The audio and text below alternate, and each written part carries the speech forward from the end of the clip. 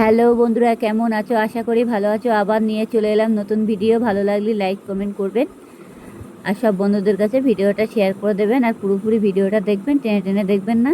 যাই হোক, আজকে কাঁঠালের বিচি দিয়ে বড়া কীভাবে বানাবো সেটা একবার দেখে নিন আর পুরোপুরি ভিডিওটা দেখবেন, তাহলে বুঝতে পারবেন। টেনে টেনে দেখবেন না, তাহলে কিন্তু কিছুই বুঝতে পারবেন না। দেখো, আমি এখানে কাঁঠালের বীজ নিয়ে নিয়েছি। অবশ্য কাঁঠালের বীজই আমরা তরকারি রান্না করে খাই, অনেক সময় পোড়া করে খাই, পুড়িয়ে খাই, যেগুলো ভেজে খাই। কিন্তু আজকে নতুন উপায় বলতে কি, আজকের আমি কাঁঠালের বীজ দিয়ে বড়া তৈরি করব। এটা কিভাবে করব পুরোপুরি ভিডিওটা দেখবেন, তাহলে বুঝতে পারবেন। যাই হোক, আমি এখন কাঁঠালের বীজগুলো ভালো করে ছাড়িয়ে নিচ্ছি। অবশ্য কাঁঠালের বীজগুলো একটু কাটতে টাইম লাগে, কিন্তু এভাবে ছাড়িয়ে নিতে হবে কাঁঠালের বীজগুলো। অবশ্য আমি মাঝখান থেকে ফালি করে নিয়েছি। ফালি করে নিয়ে এক সাইডে রেখে আমি এক এক করে বীজগুলো, খোসাগুলো ছাড়িয়ে নিচ্ছি। এবার তোমরা চাইলে সিদ্ধ করে কাঁঠালের বীজটাকে, লাল যে খোসাটা সেটা ফেলে দিতে পারো। অবশ্য সিদ্ধ করার পরে অনেকটা সমস্যা হয়ে যায়, তুলতে অনেক দেরি হয়ে যায়। অবশ্য যদি কোনো চটের ঝুড়ি থাকে, ঝুড়ি কিংবা চট, তার উপরে খোসা দিলেই খোসাটা উঠে যায়। তো অত টাইম নেই। যাই হোক, খোসার জন্য কোনো সমস্যা হবে না। যাই হোক, আমি তাড়াতাড়ি করে এখন বিচিগুলো ছাড়িয়ে নিচ্ছি। অনেক সময় আমরা কাঁঠাল কিনে এনে সবসময় তরকারিতে দিয়ে খাই, পুঁই শাকের মধ্যে দিয়ে খাই। আজকে বড়া তৈরি করব।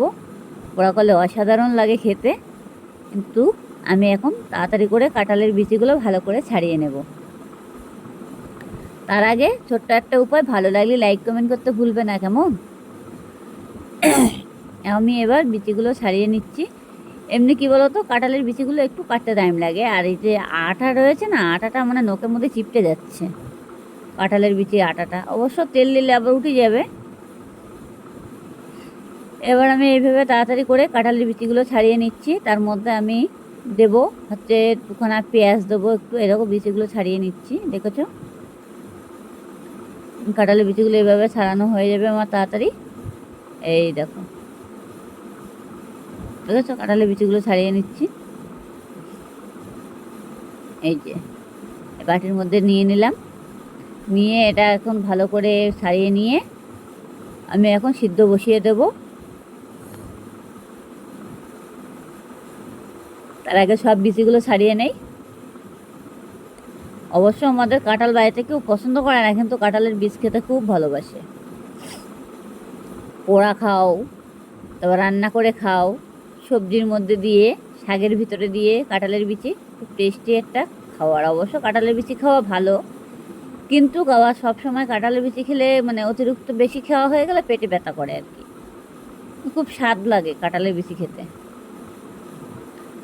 আমার কাঁঠালের বিচিগুলো কিন্তু কমপ্লিট করা হয়ে গেছে, ছাড়ানো হয়ে গেছে, দেখতেই পাচ্ছ। আর দুই একটা আছে, সেগুলো পুরোপুরি ছাড়িয়ে নেবো। নিয়ে কাঁঠালের বিচির মধ্যে এখন জল ঢেলে দেবো।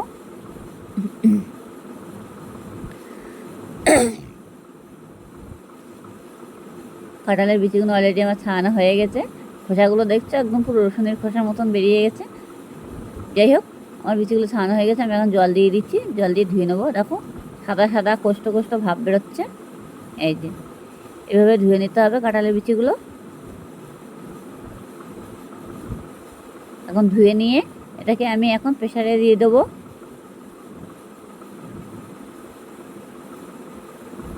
প্রেসারের মধ্যে দিয়ে দিচ্ছি।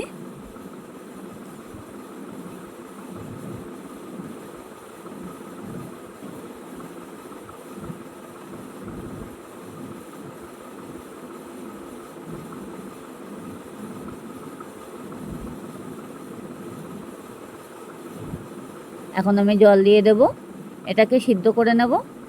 একটু জলটা একটু বেশি দিতে হবে, আবার অতিরিক্ত বেশি দেবেন না, তাহলে কিন্তু প্রেসারের ছিটিটা ওঠার সময় জলটা চারিদিকে ছিটকাবে। যাই হোক, আমি ছিটিটা আটকে দিলাম।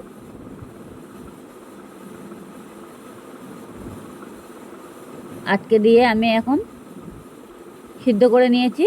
সিদ্ধ হয়ে গেছে আমার। এবার দেখো কত সুন্দর সিদ্ধ হয়ে গেছে, জলটা পুরো লাল লাল ভাব হয়ে গেছে, আর দানাগুলো পুরো লাল হয়ে গেছে। যেহেতু প্রেসারে দিয়েছি, তো সেই কারণে এখন আমি এটাকে ভালো করে চটকে নেব। আপনারা চাইলে মিক্সারেও দিতে পারো, আবার অবশ্য মিক্সারে দিয়ে পুরো একদম মিহি করলে হবে না, একটু দানা ভাবটা রাখতে হবে, যাতে একটু খাওয়ার সময় একটু দাঁতে বাঁধে, সেরকম একটু দানা দানা ভাব রাখতে হবে।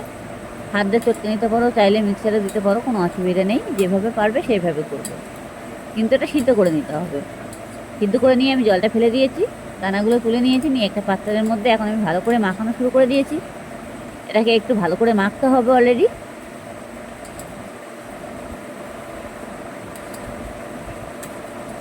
অবশ্য গরম তো, হাতে ছ্যাঁকা লাগছে। আপনারা চাইলেও যদি কোনো নড়া টড়া থাকে থেতো করে নিতে পারো, আর যদি মনে করবে না মিক্সার দেবে, মিক্সার দিতে পারো। এবার কিছুটা মাখা হয়ে গেছে, এখন আমি এবার সুজি দিয়ে দেবো। এই সুজিটা দিয়ে দিচ্ছি। সুজিটা দিলে পরে কী হবে, বড়াটা একটু নরম ভাবটা হবে, খেতেও ভালো লাগবে। সেই কারণে আমি সুজিটা দিয়ে দিচ্ছি।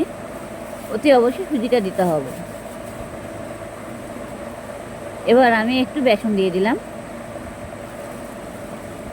দেখেছ। এবার পেঁয়াজ দিয়ে দিচ্ছি আর লঙ্কা।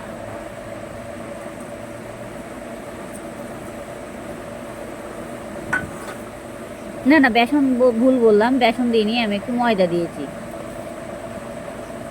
ময়দা দিয়ে দিয়েছি। এবার আমি এখন দিয়ে দিচ্ছি হলুদ গুঁড়ো, লবণ।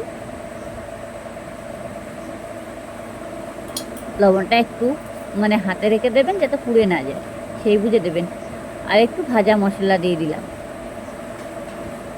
দেখেছো। এটাকে ভালো করে মেখে নিতে হবে অলরেডি।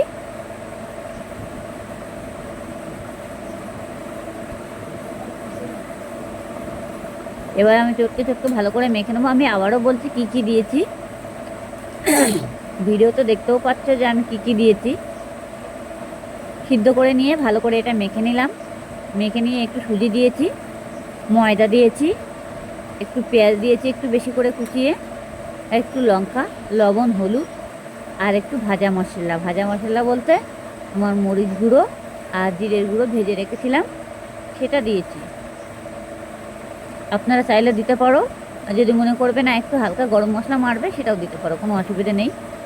কিন্তু খুব টেস্টি একটা বড়া, মানে এত টেস্টি হয়, না খেলে বুঝতেই পারবে না। ঘরে বসে অতি অবশ্যই চেষ্টা করুন এই খাবারটা বানানোর, তাহলে বুঝতে পারবে। যাই হোক, আমার এখন মাখানো হয়ে গেছে, আমি এখন কড়াইতে তেল দিয়ে দিলাম।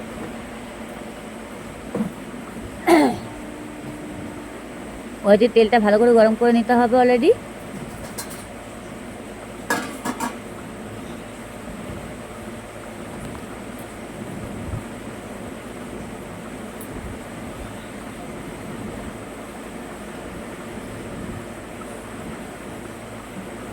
তেলটা ভালো করে গরম করে নিয়ে এখন আমি বড়াগুলো এক এক করে ছাড়বো।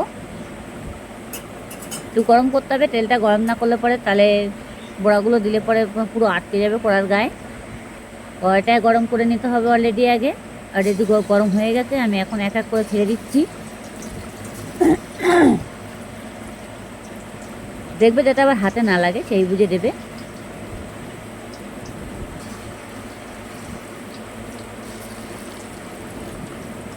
এভাবে এভাবে করে ছাড়তে হবে। আর তেলটা গরম হয়ে গেছে, আমি বড়াগুলো এক এক করে দিয়ে দেবো পুরো।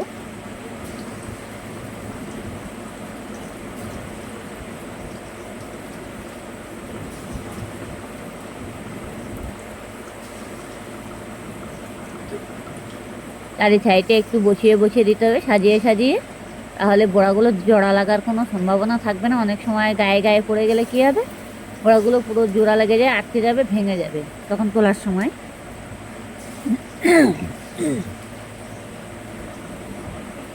ভেঙে না যায় সেরকমভাবে তুলতে হবে।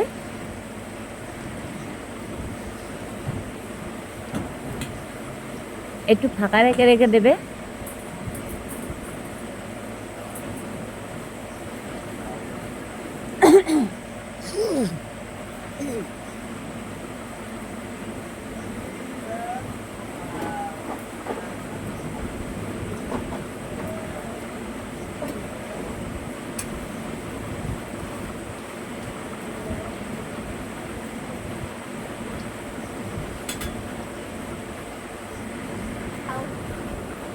আমার বড়াগুলো কিন্তু ভাজা হয়ে গেছে, আমি আবারও বড়াগুলো দিয়ে দিয়েছি।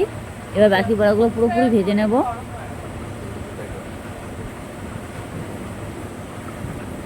একটু লাল লাল করে ভেজে নিতে হবে, খেতেও কিন্তু খুব দারুণ স্বাদ। এটা বলতে হবে। ঘরে বসে এই রেসিপিটা একবার করার চেষ্টা করুন, তাহলে বুঝতে পারবেন। অনেক সময় আমরা ভাজা খাবার দোকান থেকে কিনে এনে খাই, সে স্বাদ কিন্তু আলাদা থাকে। বাড়িতে তৈরি করে খাওয়া সেটা কিন্তু আলাদা স্বাদ থাকে। বাড়ি করে খেলে কি হবে, একটা মজা। দোকান থেকে পয়সা দিয়ে তো সে কিনেই খেতে হয়, কিন্তু ঘরে বসে খাওয়াটা খুবই জরুরি। যাই হোক, বড়াগুলো কিন্তু আমার ভাজা হয়ে গেছে, লাল লাল হয়ে গেছে অনেকটা, দেখতেই পাচ্ছ। আর একটু শক্ত শক্ত হয়েছে, খেতেও কিন্তু সেই স্বাদ, পুরো খাস্তা খাস্তা বড়া হয়েছে।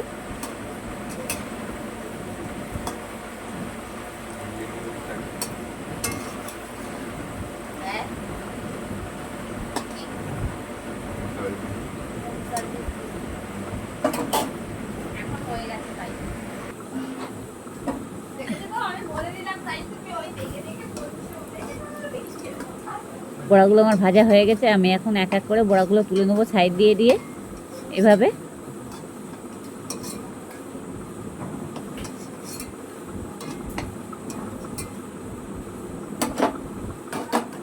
আমি আবারও বাকি বড়াগুলো দিয়ে দিচ্ছি।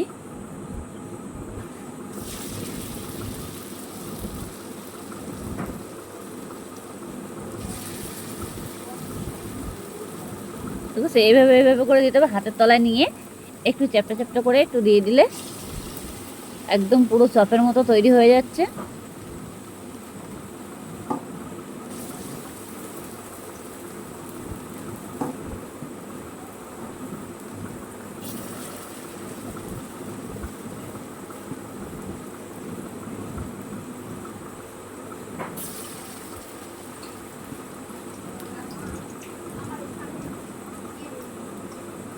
এবার শিবু, এই আঞ্জুল কি করে কমায় বলতো?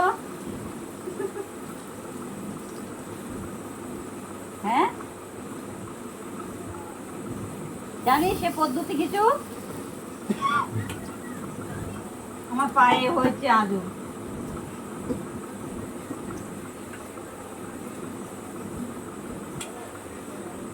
এবার পুরোগুলো সাজিয়ে দিলাম, সাজিয়ে সাজিয়ে বড়াগুলো বসিয়ে দিয়েছি।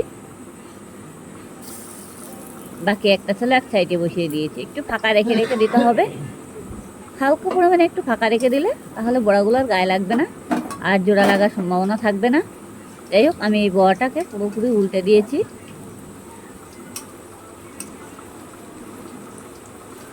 পুরো বড়াগুলো উল্টানো হয়ে গেল আমার, দেখতেই পাচ্ছ। আপনারা চাইলে অতি অবশ্যই ঘরে বসে খাবার তৈরি করে খেতে পারবে। পুরোপুরি ভিডিওটা দেখে নাও, তাহলে বুঝতে পারবে। টেনে টেনে দেখবে না, তাহলে কিছুই বুঝতে পারবে না। ভালো লাগলে লাইক কমেন্ট করতে ভুলবে না, কেমন?